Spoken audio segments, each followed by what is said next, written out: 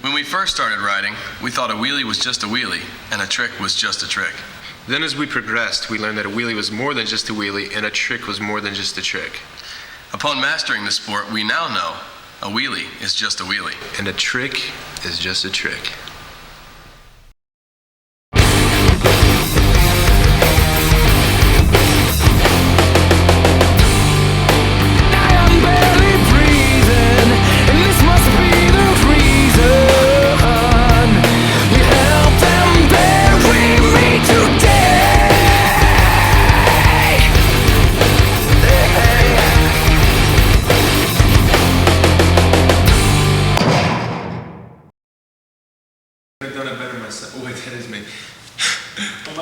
Hi, I'm Matt Gorka. He is, and I'm Kyle Woods. Listen, we'd like to thank you for joining us in our first of our video series titled Wheelies. We're going to go through in extensive detail and break it down start to finish on how we wheelie, from tire pressures to body manipulation to throttle adjustment, balance point, everything that we know about wheelies. This is not an instructional video. We're not making it to show you guys how to do it, but the truth is we've mastered this sport, and we're going to show you exactly how we did that. It wasn't an easy task, but it takes a dedication, and you got to take yourself seriously. We do our riding, we come back, we critique it, and that's how we get better. And we're going to show you how to do the same. Right, we're going to go through and comment on things we did right and things we did wrong. A lot of times we're asked when we're doing a show, how did you do that? And we don't have time to go into full detail.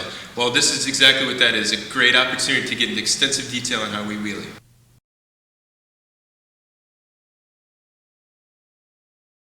When we get started to set up our bike to prepare for wheelies, we start at the back. I want to make sure that my tire pressures are correct. 36 to 42 pounds that comes in the factory is way too much. It puts too much of a pivot point in the center of your tire. We run about 20 pounds in the back. What that does is gives us a big contact patch, allows us to track straight. We're not concerned with high speed stability or turning because we're keeping our speeds for the most part under 100 miles per hour. And 20 to 25 pounds is pretty good for that. On the bigger and better things, let's talk about bigger sprockets. All right? Sprockets, not something you need to really concern yourself with too much for this video. We got big sprockets on because that's what we run, but everything we're going to do in this video is something that can be done, and we did, and we do with stock gears. So let's not worry about that too much. The real deal with gears is this: the bigger the gear, the slower you can go. That's on a different tape. One thing you do want to worry about is chain adjustment, okay? You don't want too much slop or too much play on your chain, because what happens is it's just like having a lot of slop or a lot of play on your throttle. It's just more that you have to make up for. Because your engine transmission's up here, it still needs to get all that to the rear wheel. And if there's a lot of slop and play, you're going to feel it in the wheelie. So tighten that up, tighten yourself up, tighten your game up. Secret! Alright, here's a little secret between you and me. Go down 2 in the front on your front sprocket, up 2 in the back. A lot more motor braking. That's between you and me.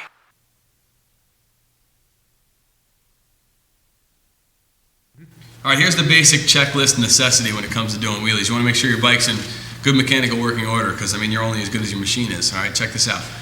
First and foremost, your grips, you don't want them to fall off. We already talked about all this. Matt likes the mechanics wire up his grips, make sure that they're not coming off, they're not going anywhere. Another thing is make sure there's not too much throttle play in here in your throttle, all right? One of the main reasons why we want to get all the play out of the throttle, it's pretty basic, but it's also very important. Throttle control, it's something we're going to get into later, but it's one of the most stressed and most important issues in wheeling, throttle control. If you have a sloppy throttle, let's say you have a lot of movement, it's like this before it's doing anything. I mean, just straight free play. Well, just imagine if you're trying to hold something steady and it's just straight free play. I mean, there's no way you're going to hold it steady if the machine can't hold it steady. You got to take the free play out of the throttle, and then the rest is up on you to have good throttle control. Talk about the throttle housing for a second. If you notice, we got a bolt through here. We got aftermarket handlebars in this. These are dirt bike freestyle bars. So what we got going on is Matt likes to drill a nut and bolt all the way through his throttle housing right through the handlebar to make sure it's not going to go anywhere, which is a cool deal. He's also got tape in there to make sure it doesn't rattle loose. I mean, he's got this pretty much down pat. That's the way this job's done. I want to show you this one. This is very important. Here's a situation. We just set this bike all the way up. We're not done with it yet. We put all the controls on, the throttle housing, everything's on, everything looks good. We got aftermarket handlebars on here too, but we didn't drill it and put the bolt in it to make sure that the throttle housing is going to work good. So take a look at this down here. We got the throttle housing over here. It's on the aftermarket handlebar. All right, it works, everything looks good, but here's the real deal. This thing's loose. It manipulates itself up and down. The cables are loose, they're not adjusted. The throttle sticks. For what reason does the throttle need to stick? Do you have cruise control? What, are you gonna go check on the wife and kids in the back of the bike? Tighten up over there.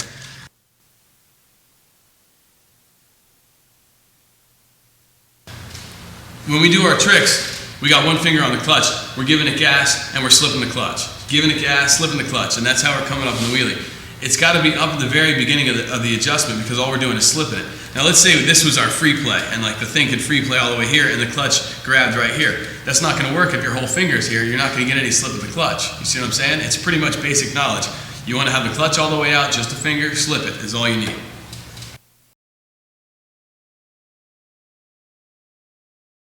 There's a reason why we do a lot of modifications to our bikes. We take the mirrors off so we don't get our feet caught up in the mirrors when we're trying to get over the windscreen or something like that. We cut down the windshield so we don't, when we're sticking our feet over the front, we don't get our feet too stuck in there. We take the windshield and we kind of like zip tie it down a little bit so your pant legs don't get caught on things like this. There's a lot of variables, a lot of things we do. You know, a lot of things we get rid of. We tie our grips on a little tighter. We try to make sure that none of the bad things that we usually have happen to us are going to happen to us again. All right, for me, 200-pound rider, I've blown through probably 10 sets of foot pegs. I don't put my life in the hands of a cheap stock foot peg. This is a steel motocross style foot peg. It's got a very aggressive tread on it. It's twice the size and probably 3 times as strong. The possibility of this breaking is slim to none. We haven't seen it yet. We're going to talk for a second about freestyle ingenuity cages. We've tried a bunch of cages. These seem to work out the best for us. What a cage does is a cage lets you crash as many times as you possibly can without killing your bike as much as you'd kill yourself. And what we're going to do here is we're going to show you our cage. The freestyle cage, what this does is it's an extended frame slider with a replaceable end, so you can scratch this up as much as you want. You can buy a replacement for it. Okay, now it's got a lower strut that goes around the whole bottom of your engine. It protects your clutch case, your stator cover, your oil pan, the whole 9 yards. It's pretty low profile. You're not going to hit this on the side. It's got a back strut here that connects to your subframe and the back of your frame here. This is added support that makes this thing as heavy duty as it is. We've dropped our bikes from every kind of position you could possibly imagine. We run these cages, we back them up, and that's what we recommend. Secret, use our name. You get a 10% discount at Freestyle Ingenuity cages and scrape bars.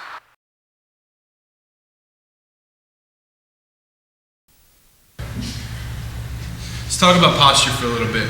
This is a 450-pound machine. I want to be in control of it. I don't want it pivoting too much underneath me, like so. So I want to be up close to the tank. I want my legs holding the tank.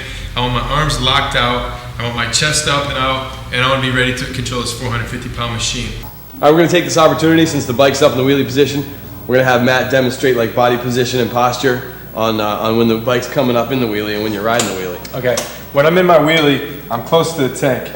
I've seen guys ride with their butt against the back of the seat. No good. You want to be up closer to the front as possible. The best way that I can describe this is if you were to take a pool cue and turn it over and put the big end on top, all your weight at the top makes it easier for it to balance. If you were to flip it over and put the weight at the bottom, it's going to be real hard to balance, and it's much like that on a motorcycle. So you want your weight to be up front as close as possible. I'm grabbing the tank with my knees. I'm keeping my arms locked out and my back as rigid as possible. When I pull up my wheelie, for the most part, I'm looking down the triple clamp. I'm looking to each side along the fork tubes. I want to stay as much in line with the motorcycle as possible. Sometimes I get in a situation where I need to look off to the side of the bike. I'll do that, or if I have to, in my stand-up wheelie, it's not a concern because I clear the windscreen and I can look over it like this. But once my bike's up, for the most part, I'm locked out. I'm not moving around a whole lot, and I'm not loose because I don't want my body moving without the bike moving with me.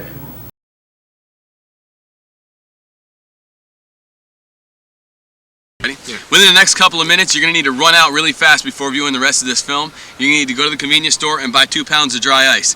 You need to firmly pack all the top, front, and both sides of your DVD player because it's going to start smoking from the hot sizzling footage we just got. Some of the never before seen shots of the clutch, the throttle. Matt, tell them a little bit about it. All right, we're going to use my bike, the Street Fighter, without plastic so that you have a totally unobstructed view of what's going on. We're going to pan in and get both hands action here. We're going to show you exactly what's going on over here with the clutch lever and how much throttle movement I got going on over here and how it affects the balance of the bike. We got a couple real world scenarios. This is all in first gear, and we got a throttle chopping incident that has not so happy ending, so stay tuned. Wah, wah, wah.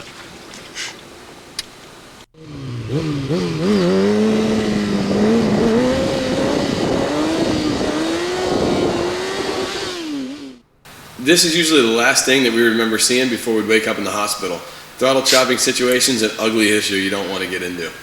We pulled the bike back, and as it came back, we freaked out, closed the throttle, whacked it open. This is exactly what you don't want to do. Pay attention to the wrist manipulation. Some of these we're going to do a little worse than others, for whichever one might suit your need. But keep in mind the horizon compared to his wrist. When he goes up, when he pushes his wrist up, the bike comes down. When he pushes his wrist down, the bike comes back up. So there's serious speed manipulations and movement of the bike you want to pay attention to.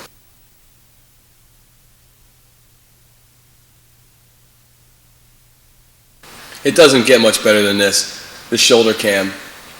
Okay, the bike's up in a wheelie. What we're going to do right here is show you what little bit of throttle input, how it affects the bike. Notice that I'm not just yanking a handful of throttle here. All my throttle adjustments, you can't really see them in my hand. I've got shift gloves on with the little white logo there so you can see everything going on. Notice the bike floating when he's in his wheelie. I'm talking very minimal throttle manipulations, and the whole bike's in a floating, not only vertical but also side to side a little bit. So this is something that you need to control completely because you're on a giant unicycle at this point.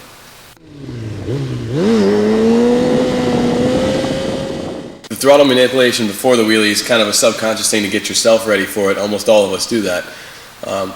You get involved in your wheelie, you keep your throttle hand stiff. Small manipulations, you can't even really see the wrist moving, but you can definitely see the bike going up and down. This is what we wanted to show you.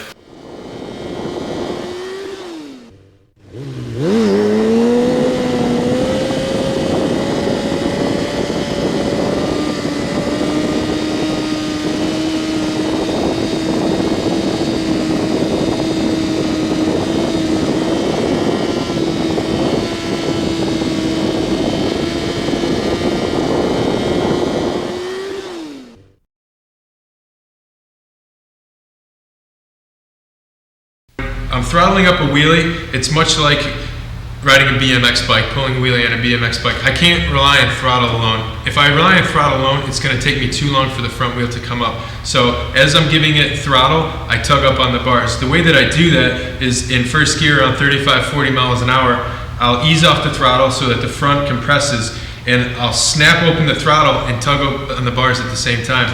This action looks a lot like this. At 35, 40 miles an hour, I drop the throttle, the front compresses, my body comes forward just a little bit, and as I give it the throttle, I tug up on the bars. So I'm 35, 40 miles an hour, drop it, crack it open and tug. First gear, I'm not gonna have to tug as hard as if I was in second and third. First gear, 30, 40 miles an hour, I drop the throttle, tug up on the bars about that much as I give it gas.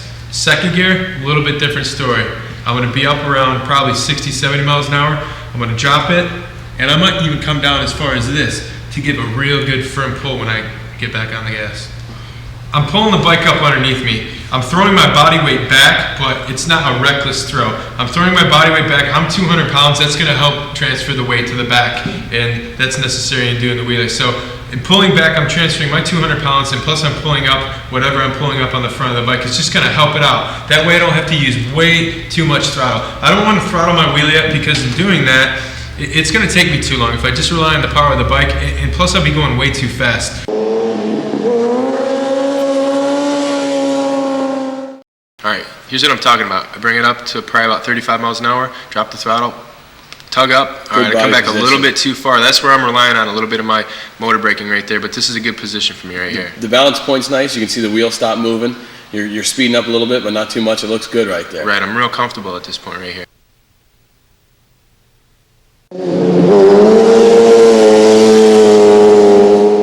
Stand up is much the same way. I like to start in a rigid position with my legs locked out, my arms locked out. I don't want my body moving any more than it has to. Once I'm up around 30, 40 miles an hour in first gear, drop the throttle, drop down. You'll see me dropping down like this. The throttle's closed, the front end's compressed, and I hit the throttle, pull up at the same time. So in a fluid motion, it's gonna look like this. 30, 40 miles an hour, drop the throttle, crack it open as I come up. Alright, here I go. I'm gonna bounce it up on my body. Nice. Bring it back to the position. Notice that I'm not locked out yet because the bike was leaning a little bit left. I'm going to get into position right here. Once I start steadying out, that's when I'll put myself into a locked position. There I go. I see you working the bars a little bit when you go to balance yourself, and that seems to be working out pretty well. Right. Alright, come right up. I'm in a position. Good body posture. There I go. See, notice that when I'm locked out, my body and my bike move in unison. I'm not flopping all over this thing. It looks like you got great control of that right there. That's nice. You're at the right angle. It's perfect. The wind doesn't look like it's messing with you that bad. And I see you dipping your knee a little bit for steering. It's working out. Nice. Very nice.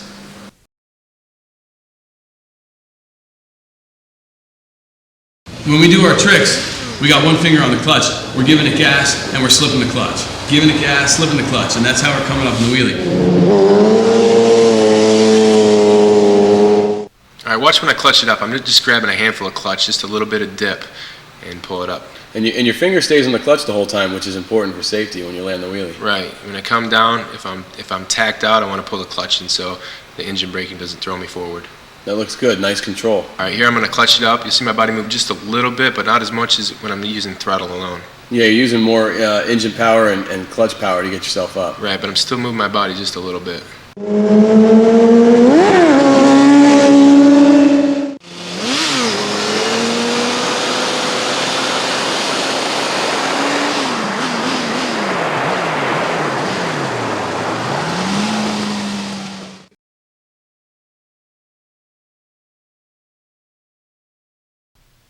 Let's talk a little bit about how we shift in a wheelie.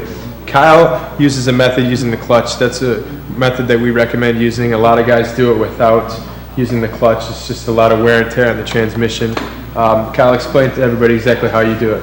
Basically, I like to use the clutch just like I'm regular shifting, cruising down the street. It's a lot easier on your tranny, like Matt said.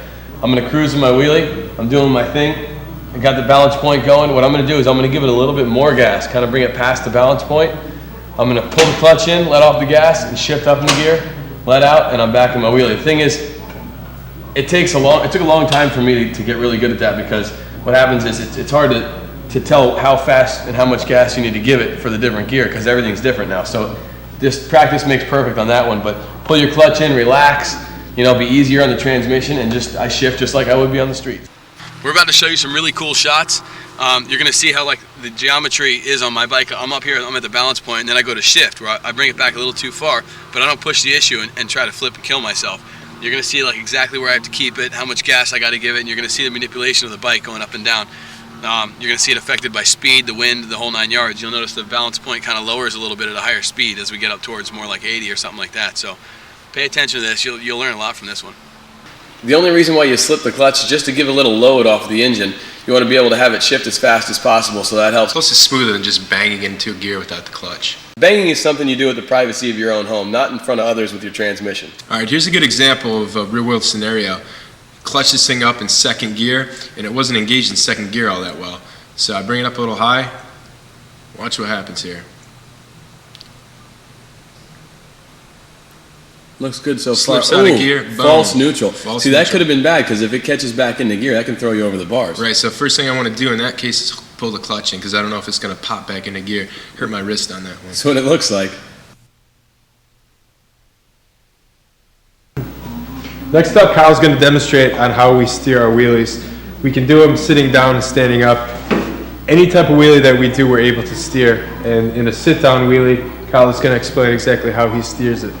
Basically, if I'm coming up and say I want to make a left, I'll be in a wheelie, cruising, say I'm in second gear, maybe, 75 miles an hour, something like that, 50 to 75. I'm cruising, I lean off to one side, and I kind of stick my leg out just to get a little bit more lean. The farther you lean, the more weight it puts on the outside of the tire, and it'll kind of drag itself. The thing is, though, it doesn't happen right off the bat. It's something that kind of takes a little while. It's kind of gradual. You know what I mean? You lean, it doesn't go right off the bat. It just kind of cruises into it. So you got to set up for your turn. Right. Turning the handlebars will have absolutely no effect on steering our wheelies. None whatsoever. There's rumors about that, but that does nothing. You can do this all you want. It ain't going to do anything. Unless you got the front wheel spinning real fast, say you just picked it up on the highway, you get a gyro effect maybe. Other than that, forget about it. That's a waste of time. Let's talk about exactly how we steer them in a stand-up. Same basic thing. In fact, stand-up's a little easier, to tell you the truth, because you can get more body weight off the bike. I like stand-ups if I'm going around serious, sharp turns. Try to get the bike as upright as possible, and then I just lean off to one side or I lean off to the other. You know what I mean? The only time you might want to do a little handlebar changing is let's say I'm going to go drastic. It's easier for me to lean off with the handlebars this way than it is for them to be this way. So that's the only thing, but handlebars, they don't do nothing. All right, pulling up a basic stand-up wheelie. The row is really cambered over there, so I'm leaning off my bike. It's taking me a second to get in a position. But your body position is still about the same. It's just cocked over to the right a hair. Yep, take my time, just be patient with it.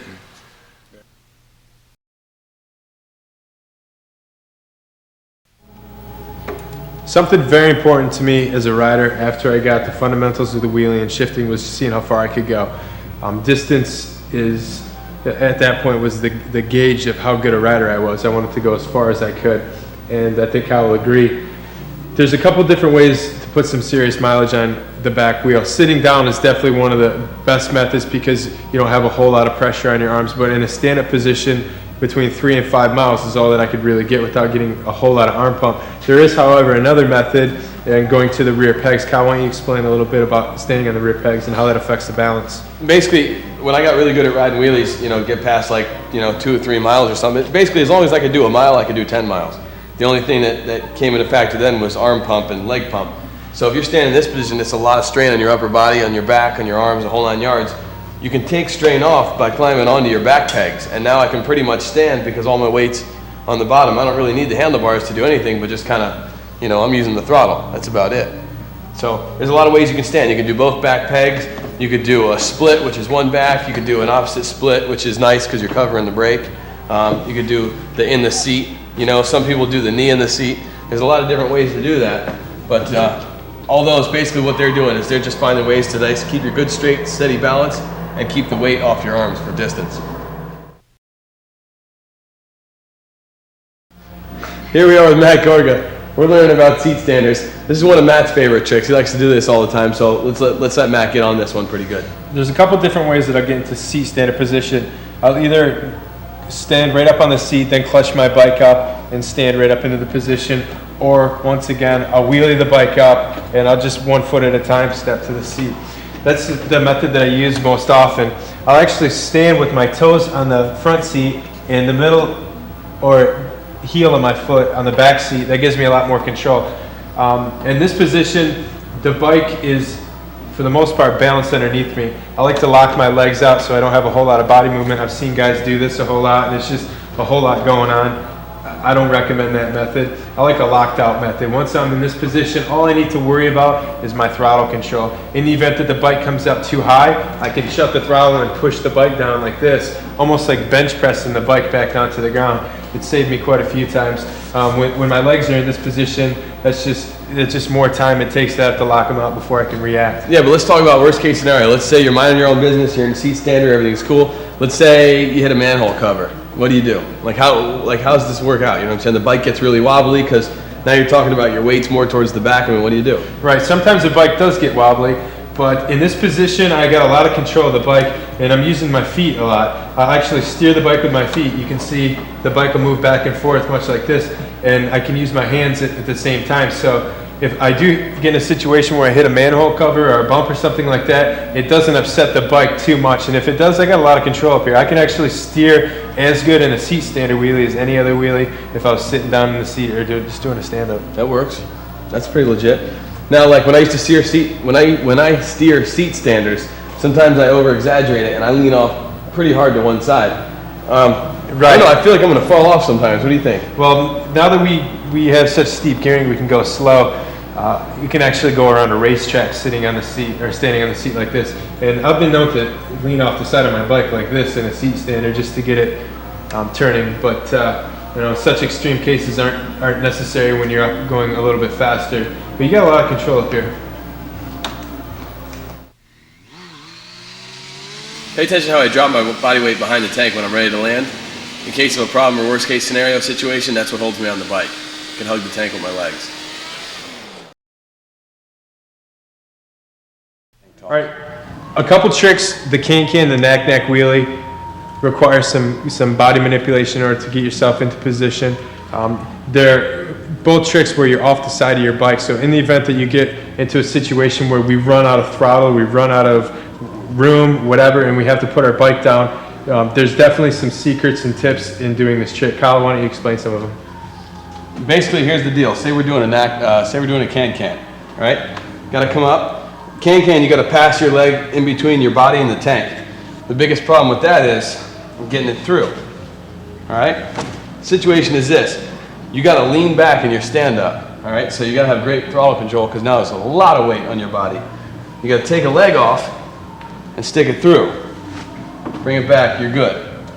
Problem is, let's say you're doing this. You're minding your own business. A lot of times I'll run out of RPM. Gets a little crazy. Maybe there's a pothole. Well, I got to let off on the throttle, drop the body weight back behind the tank, pull the clutch in, and I'm good. Right. What happens if you put the bike down and you're still in the can-can position and you don't get off? Dude, that gets ugly.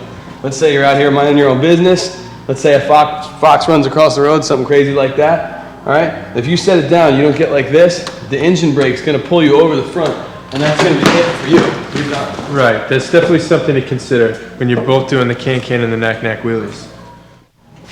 Double can-can's a really cool trick once we start linking our tricks together to do combos. There's a couple ways that you can do it. You can come over here and pass your right leg through. But right here I'm in a position to sit on my seat. I'll just sit on my seat. I'll run my body center line with my wheels, and I'm right out here. And then once again, when I bring my foot down, I want to be very conscious to not click it down into a different gear. I might be doing this in second gear. I prefer to do every trick in first gear so that I eliminate this possibility of pressing it down into neutral. So from here, I'll actually come down, I'll feel where my peg is, and then I'll lean back and pass my foot through and get back to the other peg. There's also another method of doing this. Once I'm in my stand-up position, this is actually a lot easier to do. And when I sit under the tank, I'll actually sit more on my hip than my butt actually.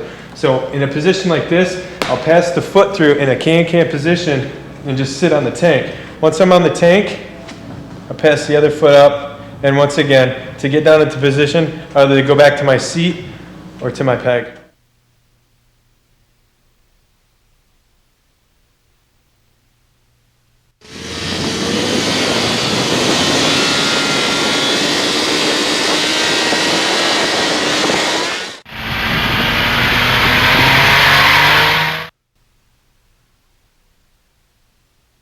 Doing my own thing, minding my own business again. I go for the stand-up. I lean back. I go for the can-can.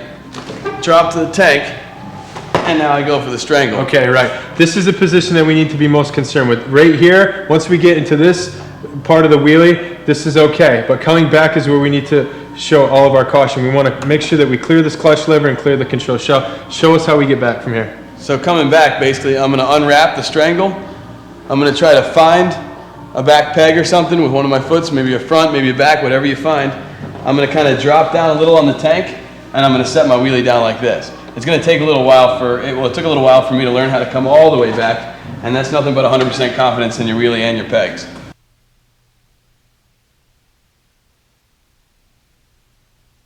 Cal, let's give an explanation on how you position your body for a Nac-Nac wheelie. Nac-Nac's a little easier. Basically, it's the stand-up, and I'm swinging my weight off the back. What I want to do is I want to lean off the other side a little bit because I'm taking my right leg and I'm swinging it behind me. So I want to lean over the bike the opposite way because you got to balance out. If you put more weight this way, you got to balance it out over here. So that's the deal. What I want to do is I want to lean off the other side a little bit because I'm taking my right leg and I'm swinging it behind me. So I want to lean over the bike the opposite way because you got to balance out. If you put more weight this way, you got to balance it out over here.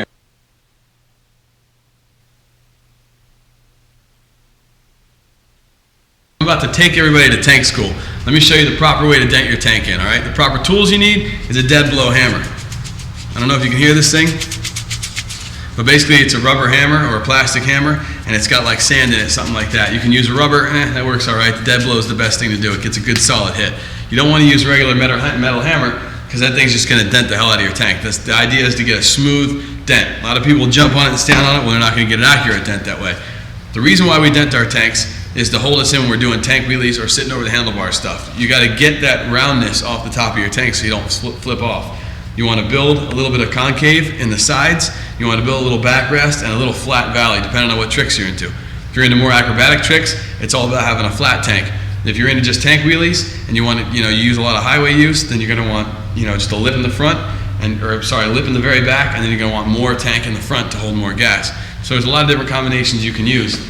I'll show you mine. I'll show you Matt Gorka style, and then we'll show you some mishaps that happened from some, I don't know who did this, but it was a bad deal. This is the tank I like to use. Let me talk to you a little bit about this. All right, this tank has been smashed in perfectly.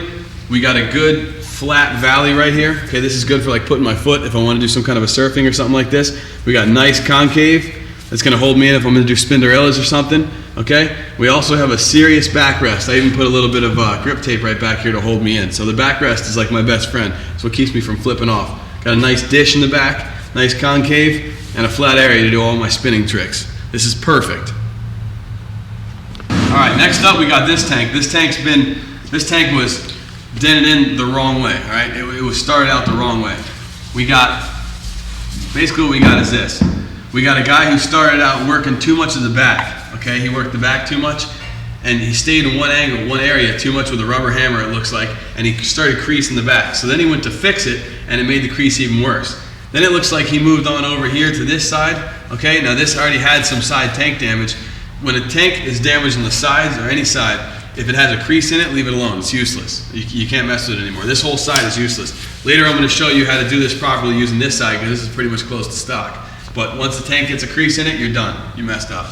This tank right here, this went way overboard. This thing went out of control overboard. The dish is great. I mean, this thing you could do a million spinderellas in this, you'd never fall off. It's got a dish in the front, which is rare. It's got a dish, serious concave all the way around the side. I mean, this is like, it doesn't get any more smashed in than this. Dude obviously started from the back, worked his way to the outsides, pushing out, pushing out, pushing out. Everything was good, except what happens is it was so much stress in the top of the tank that the stress builds up inside the tank because the metal can only take so much stress. So what happens here is the metal must have built up a stress right in here. Maybe there was a small dent on this side, I don't know, and it just started folding in. So all the stress from all around the sides caved in and folded in on this side, so now you're stuck with this. Again, useless tank. I mean, it was way dented to start with. You'd have no gas in this thing. You'd probably get 3 wheelies and that'd be it. But you could spin around for the rest of your life and never fall off. Let me explain to you about Matt's tank. This one's done perfectly for Matt's style, okay? Matt likes to have a slight overall concave. He doesn't really like to have a flat area. He likes to have a slight overall concave. It's almost like a skateboard for him up here at the top. He likes to have a little bit of a backrest here, but not too much. He doesn't want to go too serious. He likes to hold a lot of gas. He likes to be very practical with this tank, and this seems to work out best for him. This is more the Kyle Woods version. This is the mild Kyle Woods version right here. This is the street bike. This is something I could still ride on the street, but it's also very stunt worthy. It's got more of a flat area right here, and then more aggressive concave here on the sides. It forms more of a dish, and it has a very steep, if you can see this, it's got a very steep backrest right here. This is something that holds me in because I like to rely a lot on my backrest and see how things are done. So I got a flat area up here. I can stand, put my feet, do whatever.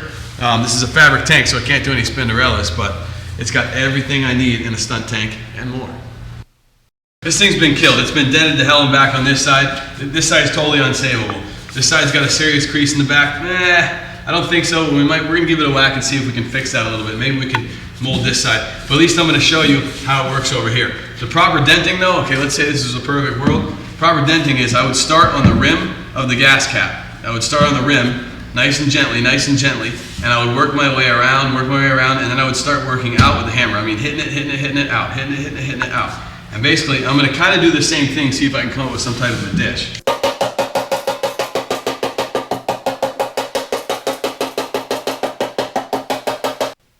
Now, if you notice, I'm starting to make a little bit of a dish, which is cool, because now I got the stock lip right in here a little bit down, and I'm gonna start working it out this way, and I'm gonna start working it out this way.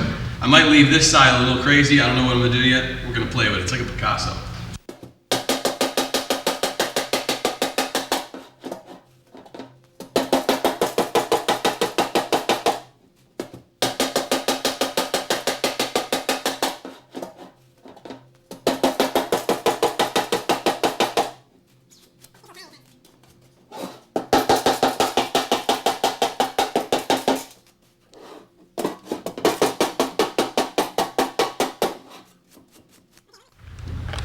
Okay, here's where we're at. Basically, we went to dent this thing the right way. Here's how it goes.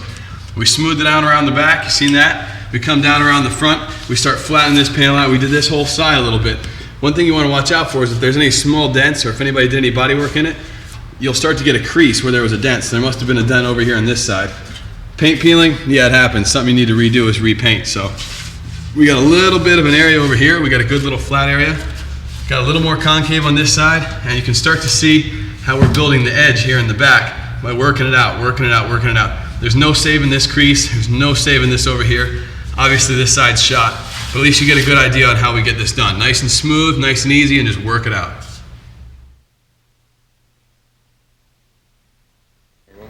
One of the best tricks out there. Actually, it is my favorite trick. Is a tank wheelie, and there's a couple ways to get to that position. You can either start with the bike on the ground, clutch it up, or you can jump to position, or you can jump from the seat. Kyle does all three, and he does them very well. Kyle, I want you to explain to everybody how we do that. Basically, you've already seen how to do the tank wheelie from starting. You're in the position like this when you come up. Okay, let me explain this to you a little different. Let's say you're sitting down. You're in your tank position. Roar, you clutch it up. Okay, you're still in the coming up stage. As you're coming up, you're leaning back more and you're extending your feet. That's how that works out. You don't really want to sit there like this on the ground and come up. You kind of like everything happens all at once type of situation.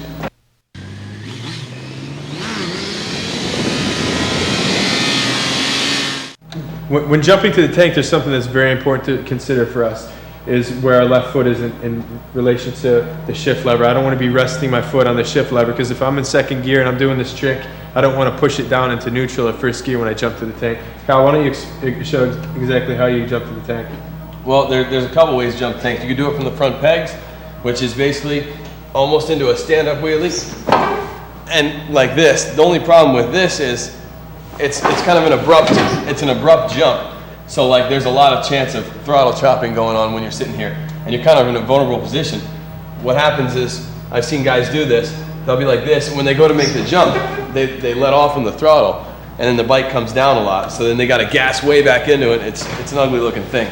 It's almost like you have to overcompensate for something like that. Right. One thing that I do is, as the bike's coming up in the wheelie, immediately after I clutch it up, as it's coming up to the balance point, I'll jump right into the tank position. What that enables me to do is ride the wheelie out a little bit longer, because the longer I wait to jump to the tank, like Kyle said, there's a better chance that I might overcompensate by dropping the throttle, trying to save myself a little bit, and I might not have the gear that's going to pull me back up into that position. So I want to do it as soon as possible. Another way I personally like to get up to the tank is I go from a seat stander to the tank wheel. That's my personal favorite. So I'll be riding the stand up. I do the seat stander like this, and then I jump from the seat stander into the tank wheelie. Right. That's my personal favorite. The only problem with that is that's more of a harsh jump, because you're going from the seat onto the tank. Right. So you have a tendency, like I always have a tendency to knock the bike down. So actually what I do, believe it or not, it sounds crazy, when I'm in my seat stander position, I'm doing a good seat stander, I actually gas it enough to where if I was going to stand here, I'd just loop the whole thing.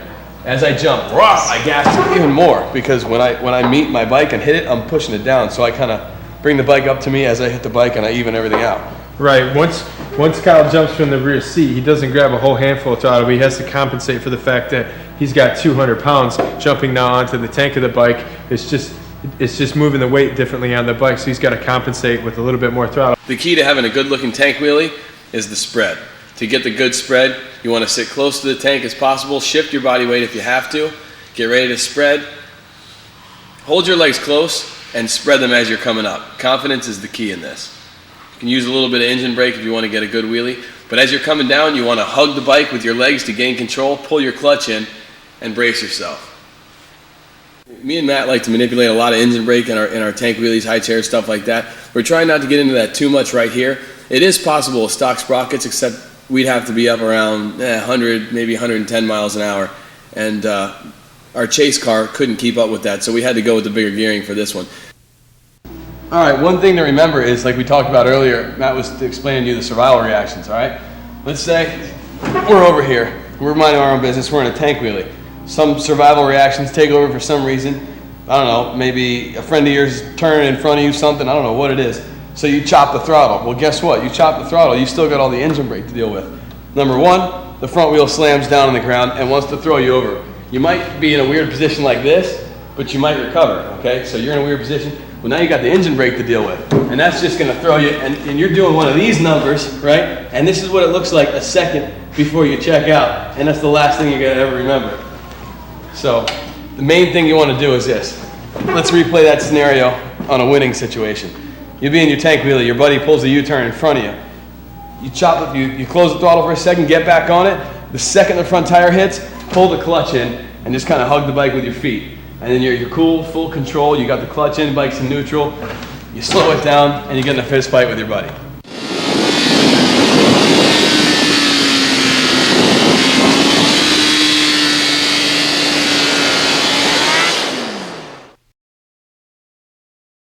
All right, let's talk about the body positioning of a heel clicker. If you look, the way I'm positioned on the tank is further back, and it's also twisted more towards my lower back instead of the bottom of my butt like a lot of people sit. Yeah. Secret. Heel clickers is all where you sit. Sit back here up on the top of your tailbone, and your friends are going to be wondering, how does he make those wonderful wheelies?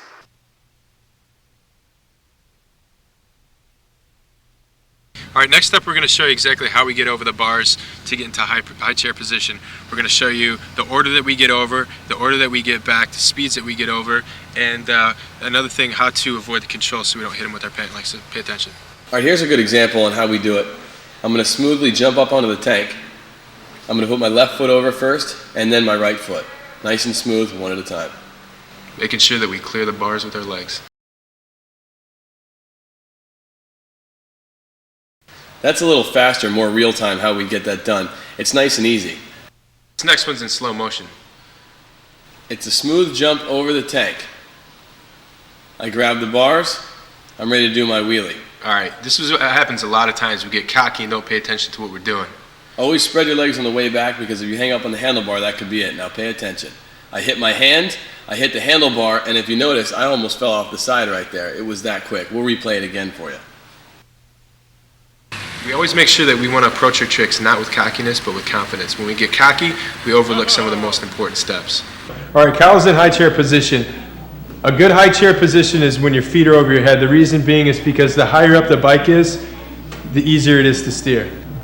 Basically, when I watch myself on video and I take a look and I see my feet are just a little bit they're either even with or a little above my head. Situation is this, that's how I teach myself how to steer. I either look through the center of my feet, or if I want to go left, I look off to the left, want to go right, look off to the right. And that's the beginning of it. Next thing you know, you get a little more cocky, you start leaning off one side or the other, but that's definitely something a little bit harder to do. Right, this is a good example of why we dent our tanks in. It gets a good seat position for us. Kyle, explain to everybody what you do coming down from a tank wheelie to be safe and what to avoid. Most important thing to avoid falling right over the windshield is, let's say you're doing your tank wheelie, let's say you're at the balance point, everything's cool.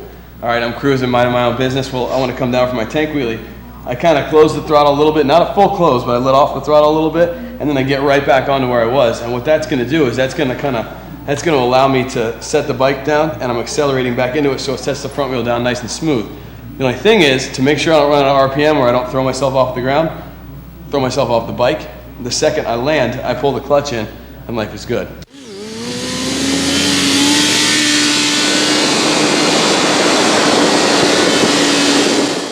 Okay, now we're going to show you real time on how I get over the bars, I grab the controls, and I'm going to show you how I get back, nice and smooth.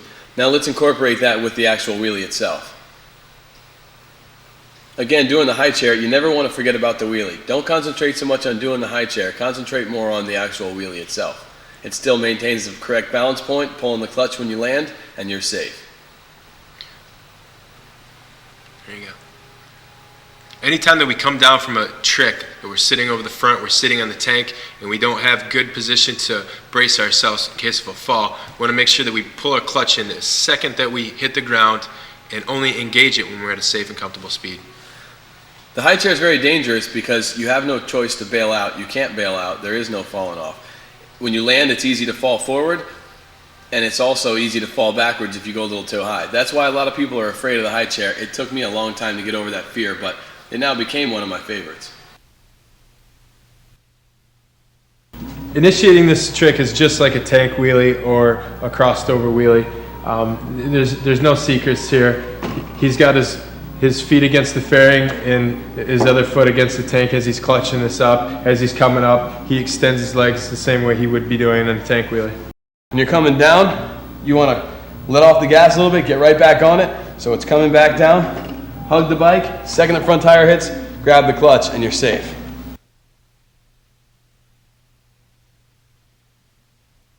Stunt life. So let's talk about doing one-handed, taking one hand off.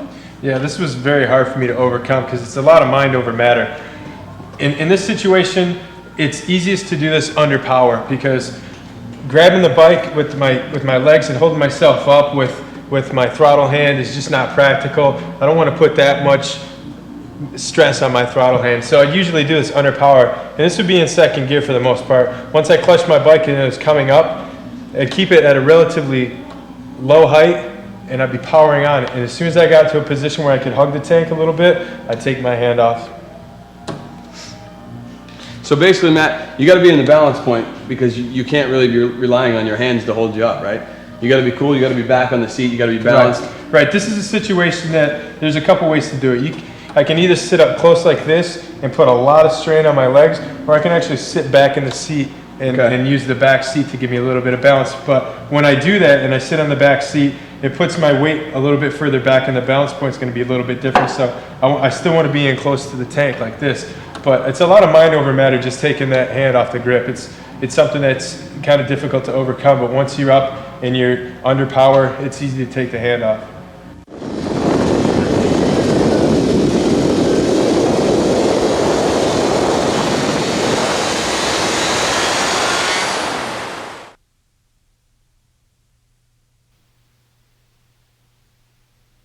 Once we're comfortable taking our hands off and we're comfortable in doing stand-up wheelies, the next route is a really cool trick called the fender grab. Once again, I'll start right here in my, Kyle, would you stop that, please? Sorry. I'll start here in my stand-up position, and I'll actually take my left foot and place it against my back seat. Once I'm up into a position where I'm under power, this is something that I'm not really doing at the balance point. I don't want the bike pivoting underneath me too much. I'll do it while I'm under power, kind of like a power wheelie almost. And this is usually done for me in second gear. I'm going kind of fast doing this. So once I get to a position where I've got all my weight on my left foot, I can take my hand off the grip and reach over the front to grab the fender. The majority of my weight's going to be over the front. That's why I want to be doing this trick kind of fast, because that's where I'm most comfortable. You got to have the utmost throttle control when you're climbing about the bike with only one hand holding on.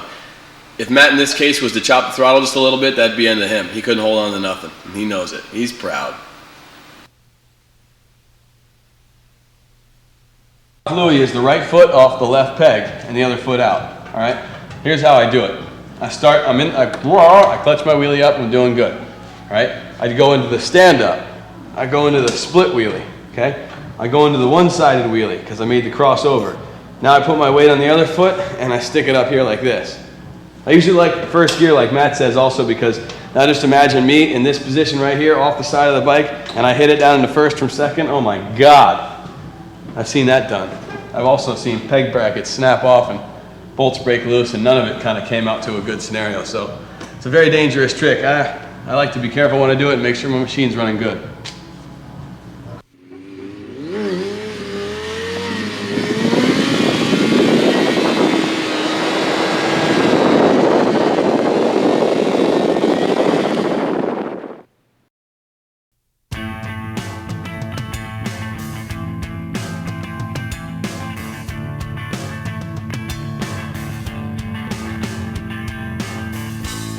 Take the whole world and I bear it on my shoulders. You give and you give, you give and you give.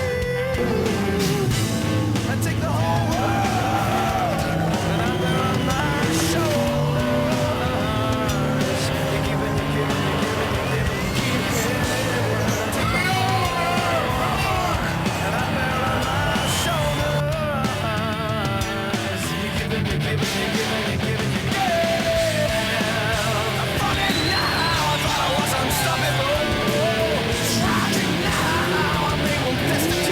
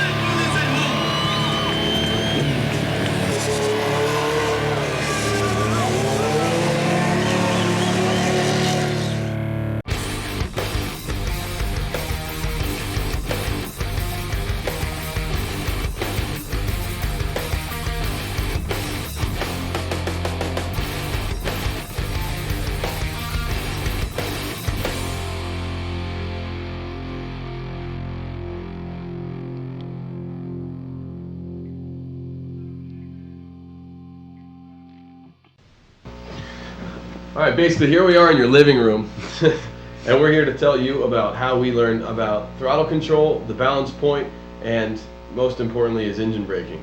The balance point is like some people thinking the world is flat, you know what I mean? You don't really know if it's flat or round until you go to chase it. And they feel like they're going to find the balance point and they're going to lose it. The one thing they got in their corner is engine brake. Tell us about engine brake. Right. Engine braking, the best way I could explain it is, let's say I have a car, it's a 5-speed manual transmission. First gear, I put it in first gear and I leave it there and I tack the car out. I'm going as fast as I can. If I take my foot off the gas, it brings me forward, it pulls me forward quite abruptly.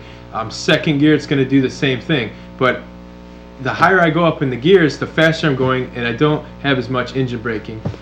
Let's say, for example, I'm in 5th gear overdrive on the highway. I'm doing 90 miles an hour. Even though I'm accelerating, I might take my foot off the gas, but it's not going to throw me forward in my seat. I don't have a whole lot of engine braking. So first and second gear, we're going to experience the most of our engine braking, and that's where we're going to do the most of our tricks. I was just trying that while you were saying that, and bro, you're right. It's working. You're right. I almost Well, flew through my windshield on that one. I mean, it was serious. Let's talk about the balance point. That's probably the hardest to find. Basically, what I would do is I just did wheelie after wheelie after wheelie, and I learned the higher I would get my wheel up, the closer I was to the balance point. Well, the closer I was to the balance point, the longer I would go without acceleration. And eventually, when I found the balance point, it was like, dude, you could go forever. I mean, it doesn't matter. You can go 30 miles till you run out of gas, whatever. First gear, it makes no difference. So the balance point's hard to find. It's basically like, a lot of people think that you get to the balance point and you're just gonna flip. Like they think that there's a light switch, a balance point, and then I'm dying, you know. But basically, it's like this. You won't really know what it's like until you get there, and it's actually manageable. It's dealable. It's nice. It's a cool feeling because you're in your wheelie and you feel this weird acceleration, and then it's kind of like this neutral. Right. Once acceleration. you're accelerating your wheelie, a lot of the pressure's put in the palms of your hands to hold your bike, and once you get closer to the balance point, it's almost like it puts the pressure on your butt, and it takes a lot of pressure off your wrist. That's when you know you're getting close to the balance point. That's what I tell people. Yeah, no, that's good. That's definitely true. And the thing is, the closer you are to the balance point, the longer I would always ride my wheelies every time. You know what I'm saying? The higher I would get the front wheel, the closer I was, I'd ride my wheelies longer and longer and longer. And the next thing you know, I'm at the balance point. And the key is, I was trying to stay at the balance point, and I would try not to move my throttle hand at all because you don't want to play yourself out. And I'm up there doing my own thing, minding my own business, dude. I'd go forever. Right. Check this out. If I was to explain the balance point like leaning back in a chair, I wouldn't tell you to just go pushing off like you're doing a back handspring and hoping for the best, unless I wanted to, unless I try to play my skull open on the concrete. Right. Well, it does happen, and it happens in wheelies too. We've done it. I've done it. I know you've done it. But just like leaning back in a chair, I want to bring myself back smooth. I'm going to use my feet as an example of the throttle. Pushing myself back is going to be like rolling on the throttle. Well, anytime I bring my weight forward, it's going to be like engine braking. If I give myself too much throttle, I might not have enough motor braking to pull myself back forward. So I want to be smooth on it. I want to bring myself back. I'm in no hurry. I'm going to bring myself back till my body gets light here. And once it gets to a point where I can pick my feet up, I'm at the balance point right here. Well, notice that I'm not going to make a whole lot of movement with my body. I'm not doing this. I mean, it doesn't make sense. You wouldn't do it in your chair. Why do it on the bike? So here I am. That's true. I'm relaxed. I'm not doing anything, but the majority of my weight's focused a little bit forward because if I fall back, I don't really have a whole lot to bring me back to position. But I do have throttle to bring me back to the balance point. So I'm smooth on the throttle till I get back to the balance point. Once I'm here, I'm staying pretty consistent on the throttle. I'm not doing a whole lot of changes here in the right hand. All right, so talk me through this, Matt. So I'm in my wheelie. I'm in my balance point, right? Oh, let me move up. Ready? How about this? So all right, I'm in my balance point. All right, I'm doing my thing. All right. Say I get a little bit too much. Say I'm going back too far. Okay. Now what do I got to do? I got to close my throttle, right? Close the throttle. And I get the engine brake to bring me back. Right. Right. But you see how much it brought you back? Right. It brought you back too far. So when I'm back, close it, and then you gotta it, ease back on. Yeah, you ease it in to get yourself in a position. You're not throwing your body back and forth here. What happens when you come forward, you want to give yourself just enough throttle to bring you back into position. So it's like gas, off, like that, right? And it just kind of eases on. You want it nice smooth movements. I see what you're saying about being jerky. Like I wouldn't be balancing here and just like expect to be jerky. Like everything, if I want to balance forward or backwards, everything's got to be smooth. Right? And it's the same kind of thing on a bike. That's a good theory there. Yeah. So basically, I mean, it's pretty simple. It's a cool concept that no one really showed me before. It's Basically, I'm going up, I'm on my gas, I'm on my throttle, and then I do my engine brake. It brings me down.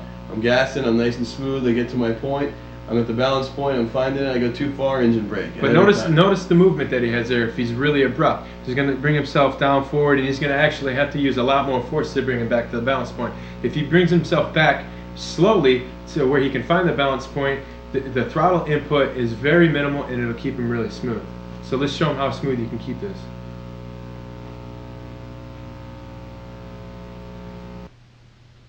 Survival reactions is something a lot of people don't really think about, and it's something that people should know about, because what we do and what a lot of racers do, we have to defy survival reactions. Survival reactions, you explain it best, but basically it's doing exactly the opposite of what you're supposed to be doing. Your body goes, what you're doing now is no good, stop, and you try to stop it. For example, I've read racing books, and they say that if you get in a position where you're coming around a second gear turn and you're whacked open on the throttle and the back end starts to spin, the last thing that you want to do is shut the throttle off, because that's just going to upset the bike and put you into a high side. But that is the first thing that your brain tells you to do, when in reality it's the exact opposite of what you should be doing.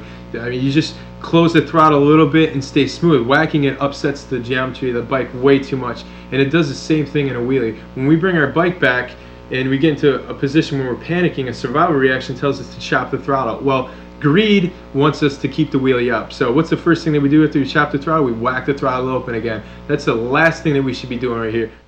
One important aspect of this sport to understand is there's always another wheelie, there's always another stop, there's always another opportunity. There's absolutely no need to try to squeeze the most out of your wheelie unless it's the last one that you're ever able to do.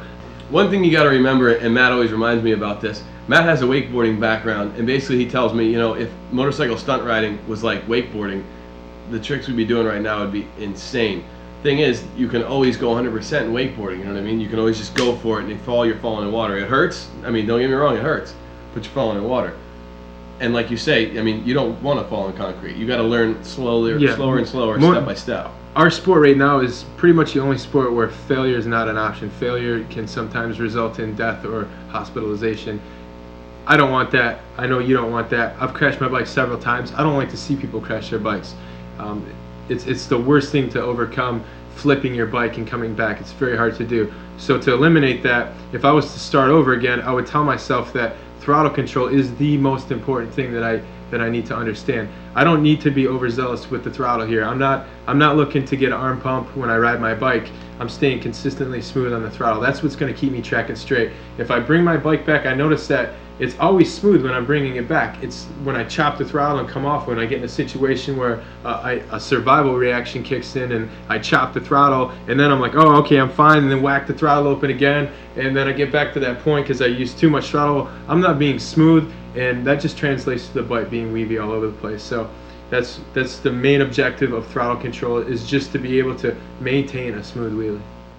My biggest problem growing up was throttle control, always. Like when you were a kid? Some people it's wetting their pants. Other people sleepwalking. Me, it was throttle control. I had the biggest problem with. We all know, okay? Now, I know there's some of these people are out there in your family. May it be your dad, your mom, friends of yours. You ever drove a car with somebody, and you're chilling, and you're in the passenger seat, and the dude speeds up and slows down, and speeds up and slows down for no apparent reason. You think he's messing with you, but he's looking out the window like it's no big deal. Like it's just like that's the way it is. That is the classic throttle chopper syndrome. Now pay attention, that's the worst kind of syndrome to have. That's right up there with a lot of other main diseases. It's called throttle choppers. TCs. There's one way to correct that. TC's disease. You have to teach the people that the throttle is not a light switch. It's not on off, on off, on off. It's more of a dimmer switch. You can give it a little more light, a little less light, a little more light. Whatever you feel your mood is, it's a dimmer switch. Just relax. It's like the dude, it's like he's got this problem, right? It's like you meet him and he's just, hi, you go to shake his hand and he's like this all the time. What's the problem, dude? It doesn't have to be on or off. Relax! Throttle control is something that is consistent throughout your whole life. It either exists or it doesn't exist. Driving, are you going to be that guy who hits the throttle, you're off the throttle, on the throttle, off the throttle? We've all ridden with that guy. And I sure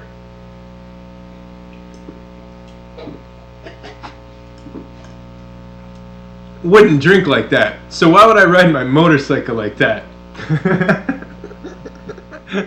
Serious issue. A lot of people are embarrassed of that. It's the throttle control issue. It comes out with a lot of people and a lot of things. See, the main ways you see it is on the highway with the people in the cars and the foot, you know, that kind of thing, or doing wheelies and they're throttle chopping it the whole time. Well, obviously in Matt's case, you've seen it kind of extends on a little bit further than the highway or the drag strip. I mean, it's actually involved with drinking and things like this, you know, or other people. The strobe light was invented because someone had a throttle chopping problem and a light switch. So once you work these problems in, you figure out things and how they go. I mean, just smooth things out, ease them out, and once you learn to be smooth and be easy, I think you can kind of work that with the rest of your life all in general. So, you know, let's see what happens. Let's work on that a little bit, and I think you'll pull through.